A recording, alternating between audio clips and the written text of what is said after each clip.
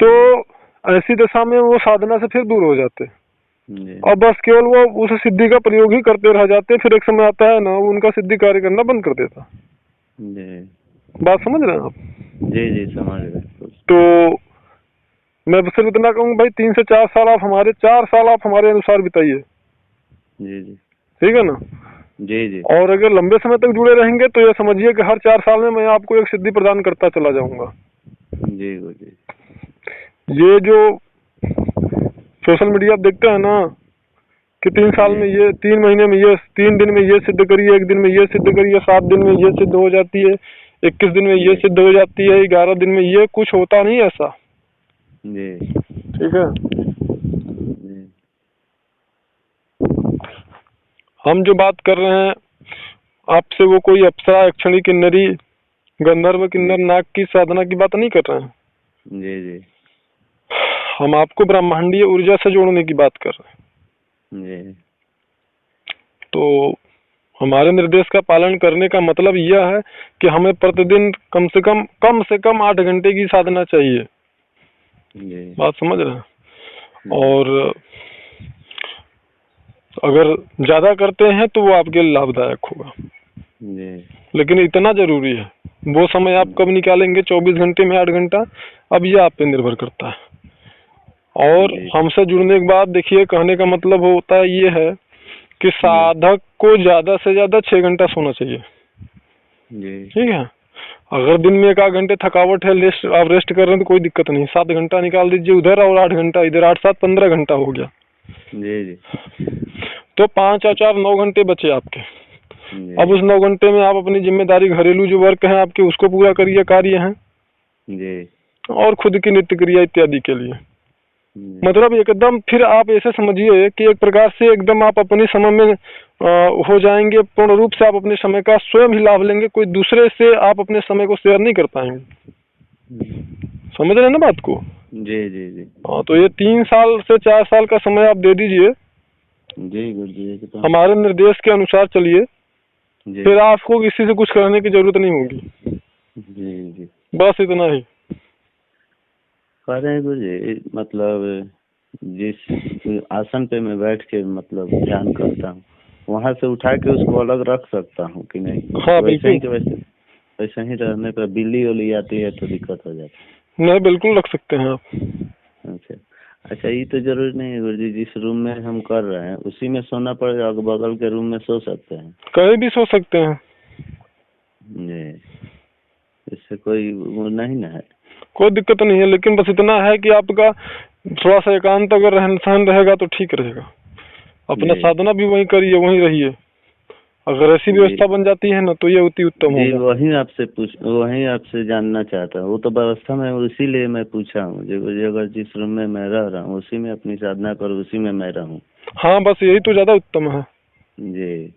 वहीं पर रहिए, वहीं करिए, और आपके ध्यान का आसन कोई दूसरा स्पर्श न करे। जी। और खटिया चौकी वो सब निकाल के बाहर हटाइए और नीचे सोइए, भूमि सहन करिए।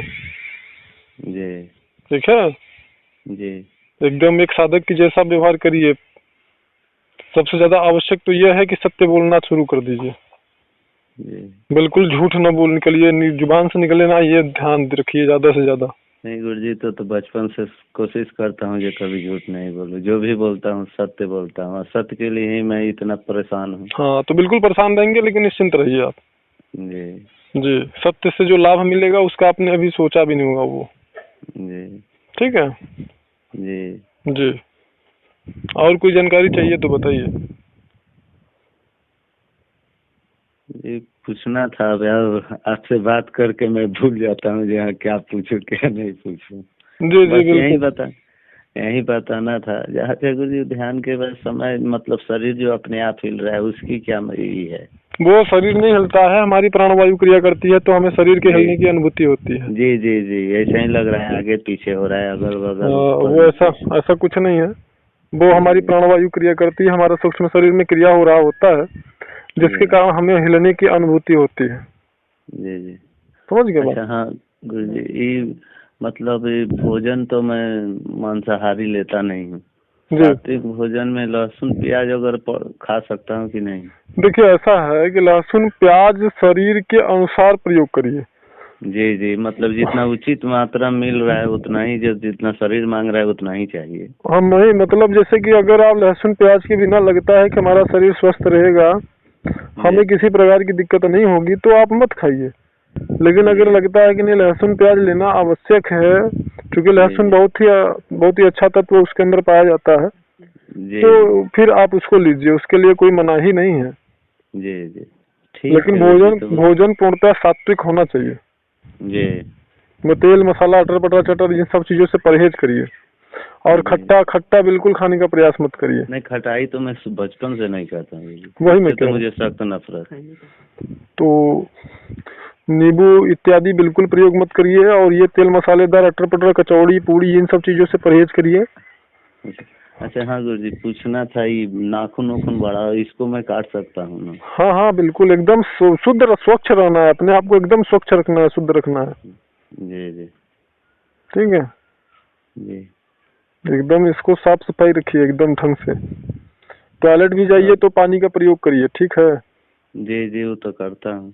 और दीर्घ शंका के समय अगर शाम को मैं अगर वो आता हूँ तो ठंडी का मौसम है, तो गर्मी में तो मैं नहा लेता था, लेकिन इस समय मैं अपनी साधना करके ही जाता हूँ। नहीं बिल्कुल, तो आप नहाने की बहुत ज्यादा अनिवार्यता नहीं, ध्यान दीजिएगा बात को। जैसे जाते हैं तो कपड़ा चेंज करके जाइए। हाँ हाँ हाँ, फिर आइए तो वो कपड़ा चेंज करिए, ऊपर गंगा जल छिड़किए, पवित्रीकरण मंत्र पढ़िए, बस हो गया। हाथ पैर धो लीजिए, बस इतना ही पर्याप्त है। जी, मतलब हमें किसी भी हालत में अपनी शरीर को मतलब फिट रखना है, और ऐसी कोई परिस्थिति उत्पन्न नहीं होने देना है जिस परिस्थिति के कारण हमारी साधना रुक सके, जी जी, अवरोधित हो सके। जी, बात समझ रहे हैं ना? जैसे होता ना, जितनी शक्ति उतनी भक्ति कहा जाता है ना। तो ये इसलिए कहा जाता है कि अगर हमारा शरीर, जैसे आपने लहसुन प्याज की बात की, अगर शारीरिक रूप से व्यक्ति कमजोर है, वो साधना कर रहा है, और जैसा अगर लहसुन प्याज छोड़ देगा तो उसको दिक्कत होगी। जी जी, कहने के लिए तो मैं कुछ ऐसे भी श्रेष्ठता साधक मतलब श्रेष्ठता को प्राप्त होते हैं, या साधना में कुछ ऐसी विशेष अवस्थाएं भी आती हैं कि जिन अवस्थाओं में मैं साधकों को ये बोलता हूँ कि 1-2 महीने के लिए नमक खाना बंद कर दीजिए। बात समझ रहे हैं आप? जी। तो जैसे कि जिन साधकों को ब्लड प्रेशर, बीपी इत्यादि की कुछ समस्याएं होती हैं, तो ऐसी दशा में अगर वो साधक साधना कर रहा है, तो वो अगर नमक खाना बंद कर देगा तो बताइए कैसे चलेगा? जी नहीं चलेगा, नहीं चल पाएगा ना। तो वो शरीर के अनुसार मैं बताता हूँ, उसी प्रकार से जो मौसम है उस मौसम के अनुसार हमें चलना है, इस प्रकार से कि हमारी साधना रुके ना।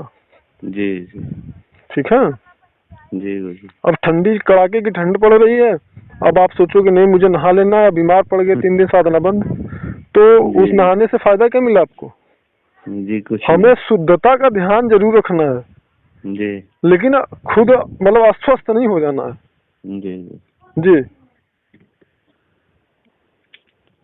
ठीक है गुरुजी। और कोई जानकारी चाहिए तो बताइए। जी बस आपका आशीर्वाद और आपकी दिशा निर्देश यही हमारे लिए गुरुजी। आप नहीं तो बिल्कुल आप करिए, ठीक है? जी, मैंने जितना बताया बस आप ध्यान दीजिए और उसको करिए। कि ध्यान का समय सीमा बढ़ाइए, और ये पैर वगैरह का नहीं, आप पहले उस लायक तो बनिए कि मैं आपको साधना बताऊं। जी जी भाई इसी में ये 2.5 घंटे का मामला फिट तो करिए। जी हो जाएगा। और जब आप चाहेंगे तो क्या नहीं हो सकता है बताइए? जी गुरुजी, मतलब घर में बच्चा लोग है, भाभी लोग है, वो लोग मतलब उन लोगों को स्पर्श मतलब होता है, तो इससे कोई दिक्कत नहीं है? नहीं प्रयास करिए कि स्पर्श न हो, ठीक है ना? जैसे बच्चे क्या है, बच्चे आते हैं, बच्चे कुछ भी हो, लेकिन अगर हम शुद्धता की दृष्टि से देखेंगे तो भाई बच्चे पवित्रता तो लेके आते ही हैं ना। तो हो गया, अगर भाई दिन में 1-2 बार हो रहे हैं अभी, तो इतना उस स्थिति को, उस अवस्था को आप प्राप्त नहीं हुए हैं, लेकिन ये है कि थोड़ा सा ख्याल रखना इन चीजों का। कभी कदा स्पर्श हो गया तो वो कोई उसमें दोष नहीं है। वो लोग भी सोचे पता नहीं कौन से गुरु के सानिध्य में साधना सीख रहे हैं, कोई छुआछूत सिखा रहे हैं, ऐसा नहीं है। इससे ये होता है साधकों को थोड़ा सा नुकसान होता है। और प्राणायाम कठोरता से करिए, आपकी समय सीमा बहुत जल्दी बढ़ जाएगी बैठने की। अच्छा गुरुजी, हाँ एक बात, मतलब मैं शुरू से आप जब बताए तो मैं कुछ ऐसे नहीं रखता हूँ, मैं सिर्फ बैठ के आंख बंद करके ध्यान ही करता हूँ बस। मतलब और कुछ करना है कि जप वप चाहे जैसे? नहीं, प्राणायाम करना है, प्राणायाम करना है जी। ठीक है। प्राणायाम कौन सा प्राणायाम? ये भस्त्रिका और अनुलोम विलोम।